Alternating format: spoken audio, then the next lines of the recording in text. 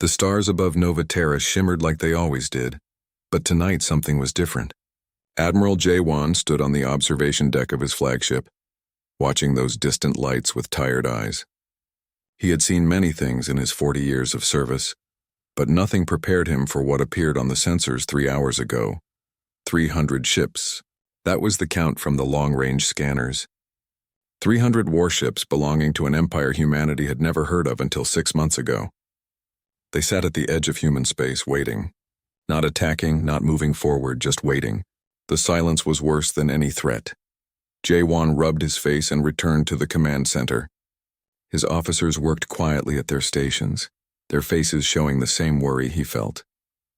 Humanity had 17 colonies spread across this part of the galaxy. 17 worlds where families lived, worked, and dreamed of the future. Now those dreams faced an unknown danger. A message came through from Nova Terra's surface. President Dae-jung wanted to see him immediately. The alien visitors had requested a meeting. J1 felt his stomach tighten. He had a bad feeling about this. 2 hours later, J1 stood in the Grand Assembly Hall alongside hundreds of other officials. The room buzzed with nervous conversation. Dr. Hana, the chief xenolinguist, stood near him. She looked excited despite the tension. For her, this was what she had trained for her entire life. First contact with a new alien species. The aliens arrived exactly on time. 3 of them walked into the hall and everyone fell silent. They were tall, much taller than humans, with skin that looked like polished crystal. Each had 4 arms and moved with careful grace. The one in front wore what looked like official robes covered in strange symbols. President Dae-jung stepped forward to greet them. The lead alien bowed slightly, a gesture that seemed rehearsed rather than genuine. When it spoke, its voice came through a translation device that made it sound hollow and cold. "I am Envoy Krisha of the Varothi Empire. We come bearing an important message for your species." The president invited them to speak. What happened next would change everything. Krisha explained that the Varothi Empire controlled 300 star systems. For thousands of years, they had brought order to the galaxy. Their method was simple. Species either joined the empire peacefully or were removed by force. There was no third option. Humanity had 30 days to decide. If they swore loyalty to the empire, they could keep their governments and manage their own worlds. But they would pay tribute, accept Varothi observers, and provide soldiers for the empire's military. Their independence would become a memory. If humanity refused, the empire would destroy them. To prove this was not an empty threat, Krisha showed a recording. 12 different worlds appeared on the screen, one after another. Beautiful planets with cities and forests and oceans. Then the scene changed. Those same worlds appeared again, but now they were dead rocks floating in space, their surfaces burned clean of all life. These species chose pride over wisdom. Krisha said calmly, "We gave them the same choice we give you now. They refused. This was the result." Dr. Hana stood up, her voice shaking but determined. "What if we want to be allies instead? Equal partners rather than subjects?" Krisha turned to look at her. "The empire requires order. Order demands hierarchy. There are rulers and there are the ruled. Equality is chaos. You may start at the bottom, but you can rise over time through service. Many species have done so. How long does it take to rise?" Hana asked. "Centuries," Krisha replied. "Perhaps 1,000 years. It depends on your contribution." The meeting ended shortly after. Krisha and his companions left, giving humanity 30 days to choose their fate. The moment they were gone, the assembly hall erupted in shouting. Some officials demanded immediate surrender. Others called for war. President Dae-jung raised his hands for silence, but no one listened. J1 left the hall and returned to his ship. He called his senior officers together and asked for a tactical assessment. The news was worse than he expected. Humanity had 72 warships. They were good ships, built with the best technology humans could create. But the Varothi had 300 ships just in the fleet waiting outside human space. Intelligence suggested the Empire had thousands more. Their technology was also more advanced. They had energy shields that could stop weapons humanity relied on. Their own weapons could crack a planet's crust. In a straight fight, humanity would lose. Badly. News of the ultimatum spread across all 17 colonies within hours. Each world reacted differently. The core worlds, the oldest and richest colonies, leaned toward acceptance. Their leaders ran calculations showing that life under the Empire, while unpleasant, was better than extinction. They could survive, adapt, maybe even thrive eventually. The frontier colonies saw things differently. These were worlds built by people who left Earth seeking freedom. They had carved homes from hostile planets through determination and sacrifice. The idea of bowing to alien masters felt like betraying everything they had built. Nova Kyoto's governor, a woman named Mi-sun, gave a speech that went viral across all human networks. She stood in her planet's capital square and spoke directly to the cameras. "Our grandparents came to these stars seeking freedom," she said, her voice strong and clear. "They faced vacuum and radiation and hostile worlds because living free was worth any price. Now aliens come and say we must kneel or die. I say we stand. If we must die, we die as free people, not as slaves." The speech divided humanity further. Some called Mi-sun a hero. Others called her a fool who would get everyone killed. President Dae-jung spent sleepless nights reviewing reports. Intelligence services had been studying the Varothi since first contact. What they found was disturbing. The Empire's promises might be lies. Historical records showed that species who submitted often lost their autonomy gradually. First observers, then advisors, then direct imperial control. Resources were extracted, populations relocated. Within a few generations, client species often ceased to exist as distinct cultures. Submission might only delay extinction, not prevent it. But resistance seemed equally hopeless. How could humanity fight an empire of 300 systems? Even if they won a few battles, the empire would keep coming. They had resources humanity could not match. The president called an emergency session on day 15 of the countdown. Every colony sent representatives to Nova Terra. The debate would be broadcast live to every human in the galaxy. Whatever decision they made, they would make it together. Jae-won watched the session from his ship. He knew his role in this. If humanity chose war, he would command the fleet. He would lead people into battle knowing they would likely die. The weight of that responsibility made his chest tight. Dr. Hana sat in the assembly hall, still hoping for a diplomatic solution. She had spent every day since the ultimatum trying to establish communication with Krisha, hoping to negotiate better terms. The alien had been polite but unmoved. The Empire's position was final. As the session began, President Dae-jung addressed the gathered representatives and the billions watching. "We face an impossible choice," he said quietly. "Submit and possibly survive as something less than human. Resist and certainly die as ourselves. There is no good answer. There is only the answer we can live with or die with. The decision belongs to all of us." The debate that followed would last 3 days. Humanity's future hung in the balance, and the Varothi fleet waited patiently among the stars. The Grand Assembly Hall was packed beyond capacity. Representatives from 17 human worlds sat in their designated sections, but thousands more crowded the balconies and corridors. Outside, millions gathered in city squares across human space, watching on massive screens. This was not just a political decision. This was humanity choosing its future. The debate had already lasted 2 days. Arguments flew back and forth, voices rising in anger and desperation. Representatives from the core worlds presented their case first.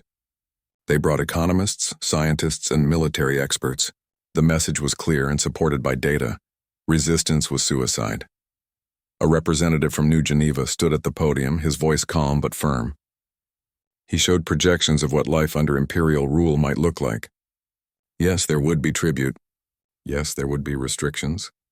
But human civilization would survive. Children would grow up.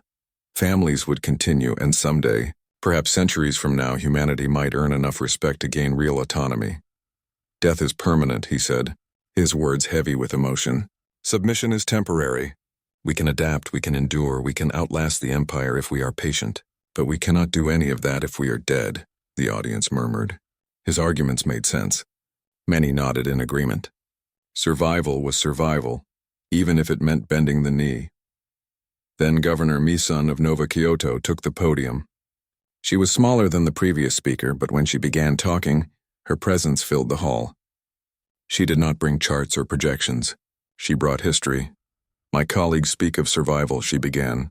"But I ask you, survival is what? The Varothi showed us recordings of worlds they destroyed. Those were species that chose dignity over slavery. But did they also show us the species that submitted? Did they show us what happened to those civilizations?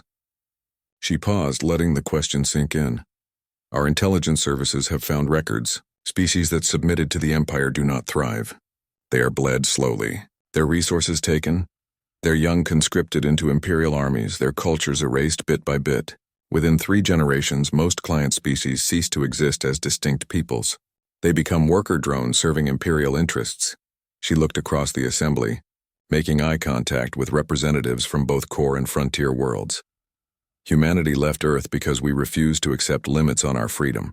We crossed the void to build homes among the stars because we believed in something more than mere survival. We believed in living with purpose, with dignity, with the right to shape our own destiny. If we give that up now, we are already dead. We just do not know it yet. The hall erupted. Some cheered, others shouted in anger. President Dai Jung called for order, but it took several minutes before the assembly settled down. While the debate raged, Admiral J1 traveled to a remote research station called Kepler. He went there in secret, accompanied only by a small security team. What he found at the station would change everything. Dr. Hyunwoo met him at the airlock. The physicist looked exhausted, his eyes red from lack of sleep. He led J1 deep into the station's laboratory section, through security checkpoints that required multiple clearances. What I'm about to show you is classified at the highest level, Hyunwoo said as they walked. Only a handful of people know this exists. They entered a large chamber filled with complex machinery. At the center was a device that looked like 3 metal rings suspended around a glowing core. We call it Project Daybreak, Hyunwoo explained. It is a quantum singularity weapon. In theory, it can destabilize a star, causing it to go supernova. Jaewon stared at the device, trying to understand. You built a weapon that can destroy stars? In theory, Hyunwoo repeated. We have never tested it. The mathematics work, but the power requirements are enormous. It would take 3 ships working together to generate enough energy. And those ships would not survive the activation.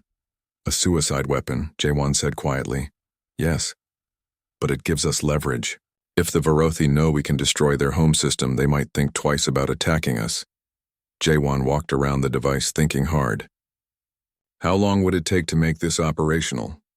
2 months, maybe 3. We need to modify ships to carry the equipment, train crews, run simulations. We have 30 days until the deadline. Hyunwoo nodded grimly. Then we work faster. Back on Nova Terra, the assembly entered its 3rd day. Dr. Hana made one final attempt at diplomacy. She contacted Envoy Krisha and requested a private meeting. To her surprise, he agreed. They met in a neutral location, a conference room with just the 2 of them and their translators. Hana tried every argument she could think of. She appealed to logic, to mutual benefit, to the possibility of human contributions to imperial science and culture. Krisha listened patiently, his crystalline face unreadable. You speak well, he said when she finished. And in another time, another empire, your arguments might succeed. But the Varothi Empire has endured for 5,000 years because we learned an important truth. Hierarchies create stability. When everyone knows their place, when order is maintained, civilizations prosper. But at what cost? Hana asked. How many species have you absorbed? How many cultures have been lost? Cultures change, adapt, evolve. This is natural. The alternative is chaos and war. The empire brings peace. The peace of the grave, Hana said bitterly.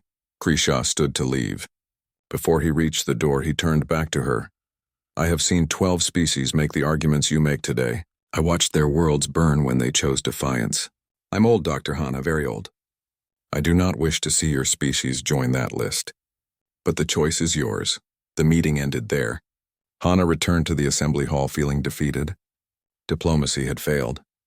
That evening, Director Bora of Strategic Defense Intelligence requested an emergency session. What she revealed shocked everyone. Her team had intercepted encrypted Varothi communications, messages sent between the waiting fleet and the Empire's capital. The messages were clear. The Empire had already decided humanity's fate. Whether humans submitted or resisted did not matter. The Varothi planned to accept their surrender, then slowly dismantle human society. Military forces would be conscripted and sent to die in imperial wars. Resource-rich worlds would be strip-mined. Populations would be relocated to serve as labor on other imperial worlds. Within 3 generations, humanity would cease to exist as a distinct species. The revelation changed everything. Representatives who had argued for submission sat in stunned silence. If the choice was between quick death fighting or slow death as slaves, the calculation shifted dramatically. President Daijong called for a vote. The question was simple: submit or resist. Every representative registered their choice on a private terminal. The results appeared on the main screen moments later. 14 worlds voted for resistance. 3 abstained. None voted for submission. The assembly stood in silence, the weight of their decision pressing down on everyone. They had chosen death over slavery. They had chosen to fight. President Daejung composed a message and transmitted it directly to the Varothi fleet. The words were simple and final. The United Human Colonies reject the Empire's ultimatum. We will not kneel. We will not submit. If you want our worlds, you will have to take them by force. And we promise you this: the cost will be higher than you imagine. The message ended there. Across human space, billions watched and waited for the Varothi response. It came 3 hours later, not in words but in action. The alien fleet began moving forward, advancing deeper into human territory. The war had begun. The Crimson Nebula stretched across space like a wound in the void. It was a massive cloud of stellar gas and debris, glowing red from the radiation of nearby stars.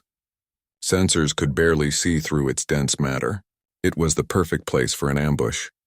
Admiral J1 stood on the bridge of his flagship Resolute, watching his fleet take position. 72 ships, every warship humanity could spare.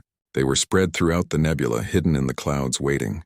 Behind him, Commander Yunsu monitored tactical displays, her young face tense with concentration. "All ships report ready, Admiral," she said quietly. J1 nodded. He knew this battle was hopeless in the long term. The Varothi had too many ships, too much firepower, but if humanity was going to die, they would make the Empire pay for every world, every life. The Varothi fleet entered the nebula exactly when intelligence predicted. 300 ships moving in careful formation, their shields shimmering with power. On the bridge of the lead vessel, War Marshal Velkoth reviewed the tactical situation with cold precision. He had fought in dozens of campaigns over his 3-century career. This would be routine. Then the mines detonated. Humanity had seeded the nebula with thousands of explosive devices over the past 2 weeks. They were crude weapons, but effective. The blasts tore through the Varothi formation, damaging shields and disabling sensors. Chaos erupted as alien ships tried to regroup. "All ships, attack now," J1 commanded. Human warships burst from hiding, weapons firing. They targeted damaged vessels, exploiting gaps in the Varothi shields. For a few precious minutes, the ambush worked perfectly. Alien ships exploded or went dark as human weapons found their marks. Lieutenant Subin flew her fighter through the chaos, dodging debris and enemy fire. She was part of a squadron launched from the carrier Defiant, tasked with attacking the Varothi command ships. Her hands were steady on the controls despite her racing heart. This was what she had trained for, even if she never expected to actually use that training in real combat. The squadron wove through the battle, their small size making them hard to target. Subin locked onto a Varothi heavy cruiser and fired her missiles. The warhead struck true, punching through weakened shields and exploding against the hull. The enemy ship listed venting atmosphere. "Good hit," her squadron leader called over the radio. "Reform and prepare for another run." But the Varothi were adapting. War Marshal Velkoth quickly assessed the situation and issued new orders. His ships spread out using active sensors to burn through the nebula's interference. They identified human positions and concentrated fire. The tide turned rapidly. Varothi particle beams cut through human armor like it was paper. Energy shields that humanity could only dream of building absorbed most return fire. One by one, human ships began dying. Captain Taemin commanded the battlecruiser Indomitable. He was young for his rank, only 32, but he had earned his position through skill and determination. Born on a frontier colony, he carried the fierce independence of his people. "All power to forward shields," he ordered as Varothi ships converged on his position. "We are going through them." His crew responded instantly. The Indomitable surged forward, guns blazing. They rammed through the Varothi formation, taking terrible damage but dealing even more. Taemin's ship destroyed 3 enemy vessels before a particle beam sliced through its engine section. The battlecruiser began breaking apart. Taemin ordered evacuation, but he stayed at his post. His crew escaped in life pods while he manually steered the dying ship. If he was going to lose his vessel, he would make it count. The Indomitable collided with a Varothi heavy cruiser at full speed. Both ships exploded in a ball of white fire that lit up the entire nebula. On the Resolute's bridge, J1 watched the tactical display as his fleet was slowly overwhelmed. They had inflicted serious damage. Nearly 60 Varothi ships were destroyed or crippled. But humanity was losing. Half his fleet was already gone. "Admiral, we need to retreat," Yansu said urgently. "If we stay, we lose everything." J1 knew she was right. They had done what they came to do. Prove humanity could fight, could hurt the Empire. Now they needed to survive to fight again. "All ships withdraw to the rally point," he ordered. "Execute emergency jump on my mark." Lieutenant Subin heard the retreat order as she lined up another attack run. She wanted to protest, to keep fighting, but discipline held. She turned her fighter toward the extraction point. Then her sensors screamed a warning. A Varothi point defense battery had locked onto her. She tried to evade, but the enemy fire was too accurate. Her fighter shook as rounds tore through its hull. Subin looked at her controls. The fighter was dying, life support failing. She could eject and maybe get picked up, or she could do one more thing for humanity. She chose to do one more thing. Pushing her damaged fighter to maximum speed, Subin aimed for the nearest Varothi destroyer. She did not blink as the enemy ship grew larger in her viewport. Her last thought was of her family back on Nova Terra, and the hope that her sacrifice meant something. The fighter struck the destroyer's bridge section. The explosion was small compared to the capital ships dying around them, but it was enough. The Varothi vessel went dark and began drifting. The surviving human ships jumped to safety moments later. They left behind wreckage, bodies, and evidence that humanity was more dangerous than the Varothi had believed possible. War Marshal Velkoth surveyed the aftermath of the battle. His fleet had won, but the cost disturbed him. 60 ships damaged or destroyed, thousands of Varothi dead. No client species had ever inflicted such losses. These humans fought with a ferocity he had never encountered. He composed a report to Emperor Thalazor, recommending overwhelming force for future engagements. The humans were more dangerous than anticipated. They would need to be crushed completely, shown no mercy. Admiral J1 gathered his surviving captains via secure communication. 36 ships remained from the 72 that entered the battle. The humans had proven they could hurt the Empire, but at terrible cost. "We bought time," he told his officers. "Project Daybreak needs 2 more months. We need to delay the Varothi. Make them cautious, make them think twice before advancing. Every day we hold them is another day humanity survives." The captains acknowledged his orders. They would fight again, even knowing the odds. There was no other choice. On Nova Terra, news of the battle spread quickly. People celebrated the damage inflicted on the Varothi, but mourned the thousands who died. Captain Taman became an instant hero, his sacrifice inspiring others. Lieutenant Subin's final act was broadcast across all human networks. A teenage boy on a frontier colony watched the footage of the battle. When the Varothi sent another surrender demand, he hacked into the communication network and broadcast a response. His words were simple but carried the weight of humanity's determination. "You can kill us, but you cannot make us kneel." The message was translated into a dozen human languages and repeated across every channel. It became humanity's rallying cry, a statement of defiance that united all 17 colonies. The Varothi fleet regrouped and prepared to advance again. But now they moved more carefully, more cautiously. The humans had shown they could bite, and that bite was venomous. War Marshal Velkoth requested reinforcements. The Emperor approved, sending an additional 500 ships. Humanity would be crushed, but it would take overwhelming force to do it. The first battle was over. Both sides knew the war was just beginning. 3 months had passed since the battle at Crimson Nebula. During that time, the Varothi Empire had assembled the largest invasion force in its history. 800 warships gathered at the edge of human space, preparing for a final overwhelming assault. War Marshal Velkoth had learned his lesson. There would be no more surprises, no more costly ambushes. Humanity would be crushed with absolute force. The first target was Nova Kyoto, the world whose governor had rallied resistance. The Empire wanted to make an example. They wanted to show what happened to those who defied them. Governor Misun stood in her office watching the Varothi fleet appear in orbit. 8 million people lived on Nova Kyoto. She had urged them to evacuate, but most refused. This was their home, They would not abandon it. The orbital defenses opened fire immediately. Missiles and particle beams lanced up from the surface, targeting enemy ships. A few Varothi vessels took damage, but their shields absorbed most of the attack. Then they returned fire. Beams of pure energy fell from space like rain. Where they struck, cities turned to ash. Buildings melted. Forests burned.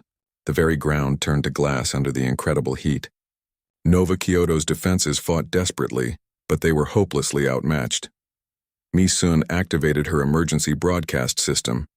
She spoke to her people as their world died around them. Her voice was calm despite the destruction visible through her office windows. "My friends, my neighbors, my fellow humans," she began. "We knew this moment might come. We chose to stand rather than kneel, and that choice had a price. But I want you to know something important. What we built here, what we created, what we believed in, that cannot be destroyed by weapons. The dream that brought humans to the stars lives on in every remaining colony. Nova Kyoto may fall, but humanity continues." A massive explosion rocked the government complex. The walls cracked and fire burst through the ceiling. Mi-sun kept talking, her words broadcast to every human world. "Do not let them break you. Do not let them make you afraid. We are human and we are." The transmission ended. A particle beam had struck the complex directly. Governor Mi-sun died instantly, along with everyone else in the building.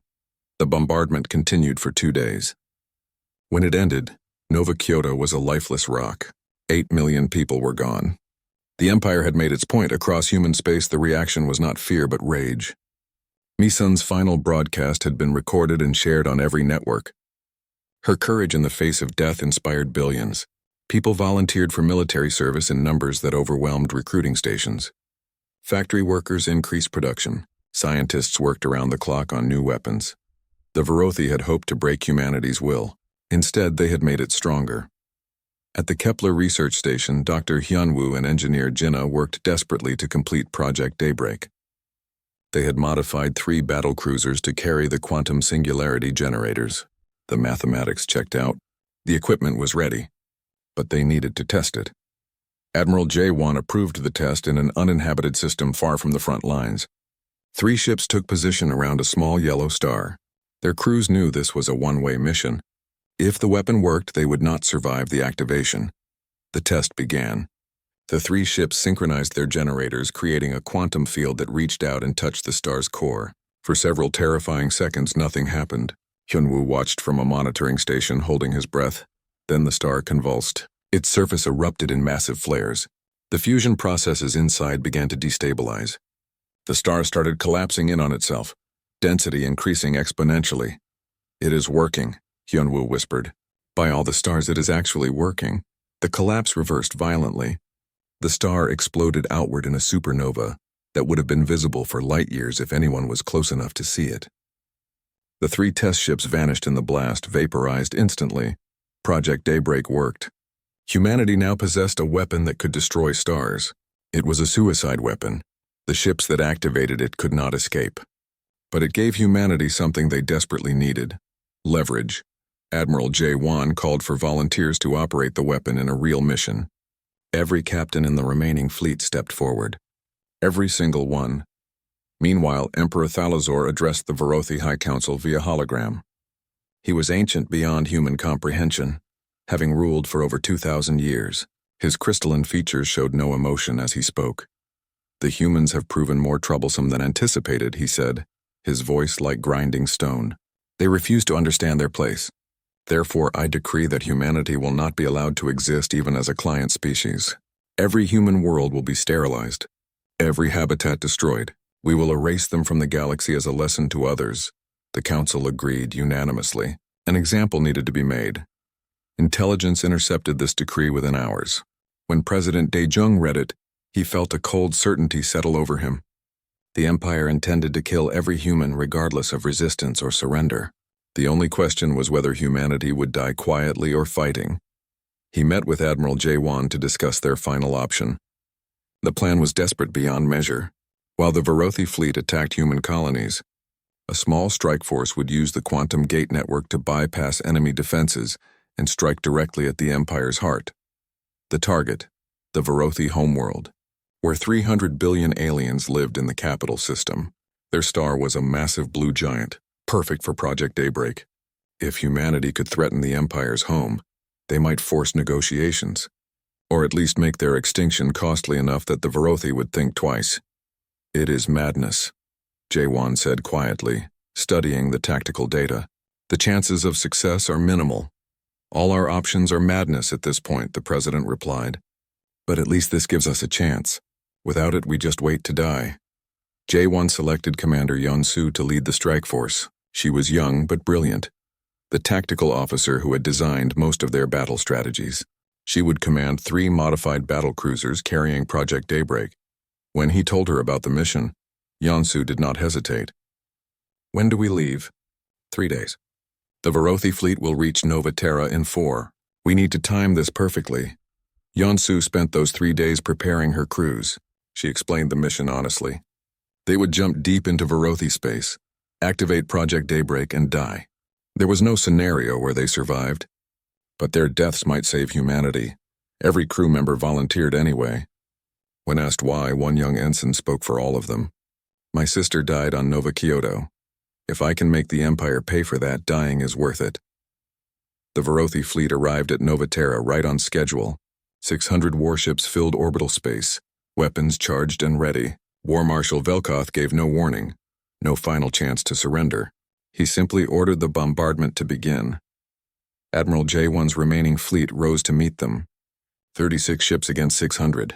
The odds were impossible, but the human crews did not care about odds anymore. They cared about buying time, about making the Empire pay in blood for every world they took. The battle above Nova Terra began with desperate fury. Human ships engaged at close range, denying the Verothi the ability to bombard the planet below. Captains rammed enemy vessels when their weapons ran dry. Crews fought on even when their ships were crippled and burning. On the planet's surface, billions watched the battle unfold in their skies. President Dae-jung broadcast one final message to humanity. We have fought with everything we have, he said, his voice heavy with emotion. We have shown the galaxy what it means to be human. Whatever happens next, remember this: we chose freedom over chains. We chose dignity over survival. That choice defines us. As the battle raged above Nova Terra, Commander Yeon-soo's strike force emerged from the quantum gate deep in Verothi space. They appeared directly in the home system, their sudden arrival triggering every defense system the Empire had. Yeon-soo ignored the defensive fire. Her 3 ships raced toward the blue giant star at maximum speed. They took damage, shields failing and hulls buckling, but they maintained formation. On the Verothi homeworld below, Envoy Krishaw realized what the humans intended. He frantically contacted War Marshal Velkoth, ordering the fleet to return immediately. But the quantum gates needed time to recharge. The fleet was too far away. The 3 human ships reached firing position. Commander Yeon-soo looked at her crew, seeing their determination despite their fear. She activated the general broadcast, speaking to both the Verothi homeworld and humanity across the stars. You demanded we kneel. You destroyed our worlds and killed our people. We told you we would rather die free than live in chains. Now we show you the price of humanity's extinction. If we must turn to dust, your proud empire burns with us. Her finger moved toward the activation control. The fate of both species rested on what happened next. Commander Yeon-soo's finger hovered over the activation control. Through her view screen, she could see the Verothi homeworld, a beautiful blue sphere orbiting the massive star. 300 billion lives down there. Innocent civilians who had nothing to do with their empire's brutal policies. Her crew waited in silence. They had volunteered for this knowing they would die. But Yeon-soo was the one who had to make the final decision. She thought of Nova Kyoto burning. She thought of Governor Mi-sun's last words. She thought of the 8 million people who died refusing to kneel. Then an incoming transmission interrupted her thoughts. It was Emperor Thalazor himself, speaking directly from the homeworld below. Commander Yeon-soo, the ancient ruler said, his voice carrying the weight of 2,000 years. You hold in your hands the power to destroy my world. I acknowledge this. For the first time in 5,000 years, the Verothi Empire faces an enemy that can truly hurt us. Yeon-soo listened, her hand still on the control. I offer you terms, Thalazor continued. Immediate ceasefire, Complete withdrawal of all Varothi forces from human space. Formal recognition of your sovereignty. Reparations for the colonies we destroyed. In return, you deactivate your weapon and allow my people to live. The transmission was also being broadcast to Nova Terra. Admiral J-Wan heard it on the bridge of his damaged flagship. President Dae-jung heard it from the bunker where he sheltered with the government. Billions of humans across surviving colonies heard it. Yan-Su opened a channel to Admiral J-Wan. Sir, requesting orders. J-Wan looked around his ruined bridge. Half his crew was dead or injured. His ship was dying.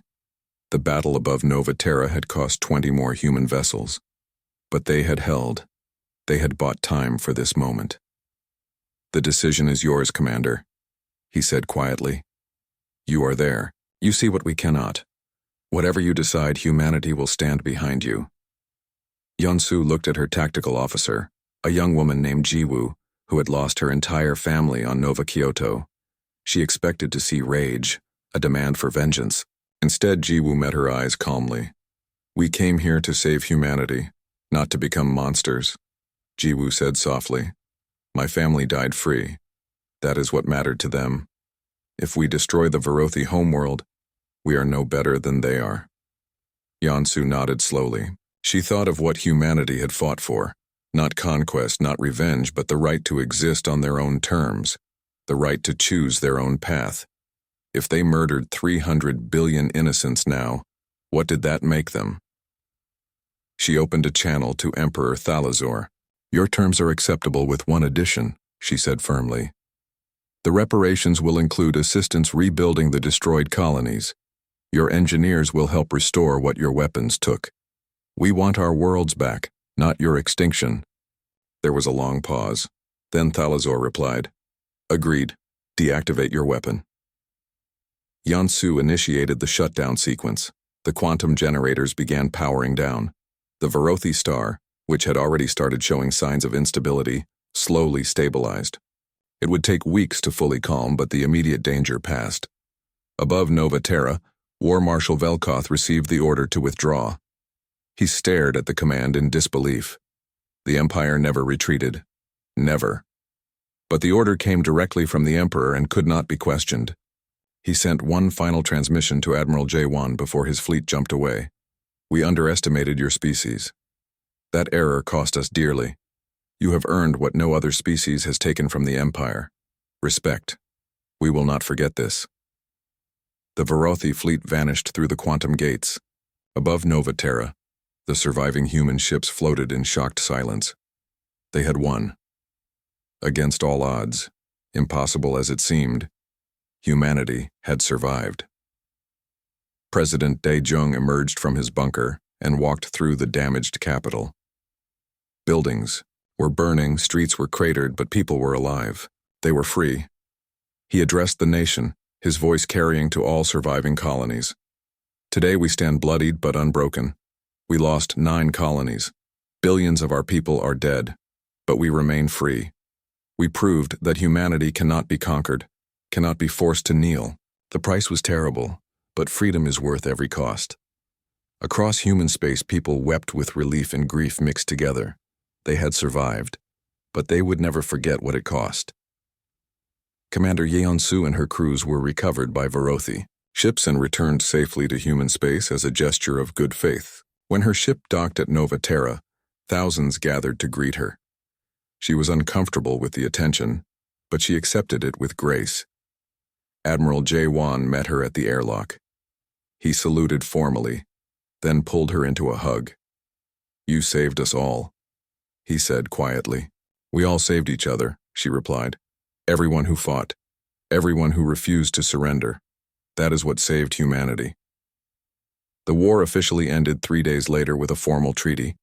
The Varothi Empire recognized human sovereignty and independence. They agreed to provide resources and assistance rebuilding the destroyed colonies. Most importantly, they acknowledged humanity as equals, not subjects. Throughout the galaxy, other species heard the story. The empire that had never been defeated, that had conquered 300 systems, had been forced to negotiate by a young species with only 17 colonies. The news spread like wildfire. Other client species began questioning their own subjugation. The Varothi Empire would never be the same. They had learned that some species could not be conquered, that force alone was not enough to maintain order. It was a lesson that would reshape imperial policy for generations. 2 years after the war ended, humanity dedicated a memorial on Nova Terra. It was a massive wall of black stone, carved with the names of every person who died in the war. Billions of names covered its surface, each one representing a life lost in the fight for freedom. At the top of the memorial, above all the names, was a simple inscription that captured everything humanity had fought for. They demanded we kneel. We chose to stand. The price was terrible, but freedom is worth every cost. Admiral J1 attended the dedication ceremony. He was older now, grayer, carrying the weight of all the decisions he had made. He stood before the wall, looking at the names of people he had commanded, friends he had lost, worlds that would never be the same. A young girl approached him, maybe 7 years old. She looked up at the memorial with wide eyes. "My teacher says these people died so we could be free," she said. "Is that true?" Jaewon knelt down to her level. "Yes, they died so that you could grow up free, able to choose your own path, live your own life. That was worth everything to them." "My teacher also says we have to remember," the girl continued, "so it never happens again. Your teacher is wise. We must remember. Not just the war, but what we fought for. Freedom is never guaranteed. Every generation must be willing to defend it." The girl nodded seriously, then ran back to her family. Jaewon stood and looked at the memorial again. So many names. So much loss. But humanity survived. They were free. 5 years after the war, the Varothi sent a diplomatic delegation to Nova Terra. Envoy Krisha led them, though he was humbler now, less certain of the Empire's righteousness. Dr. Hana, now humanity's chief diplomat, met with them. The conversation was careful, marked by the scars both species carried, but it was genuine. They discussed trade agreements, cultural exchanges, scientific cooperation.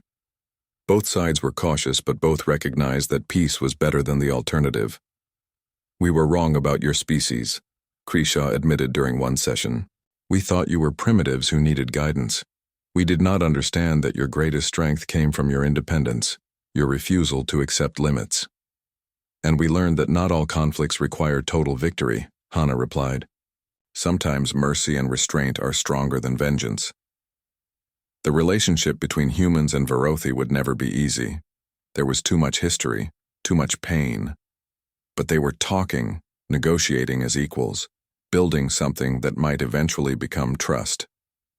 On a frontier colony being rebuilt, a teacher stood before her class of young students. They were studying the war, learning about what their species had endured. One boy raised his hand. "Teacher, why did not we just surrender? Would not more people have lived?" The teacher, who had survived the destruction of Nova Kyoto, considered the question carefully. It was the same question people would ask for generations. "Maybe more bodies would have survived," she said finally. "But would we have really lived? The Empire offered us survival in chains, life without choice, existence without dignity. Our ancestors understood something important. A life where you cannot choose your own path, where you must bow to masters simply because they are stronger, is not truly life at all." She looked at her students, seeing the future of humanity in their young faces. "We lost colonies, we lost billions of people. We nearly lost everything. But we kept the one thing that makes us human, the right to choose our own destiny. That, children, is always worth fighting for. Always." The students sat in thoughtful silence, beginning to understand. The war had been terrible, the cost almost unbearable. But humanity had proven something to the galaxy and to themselves.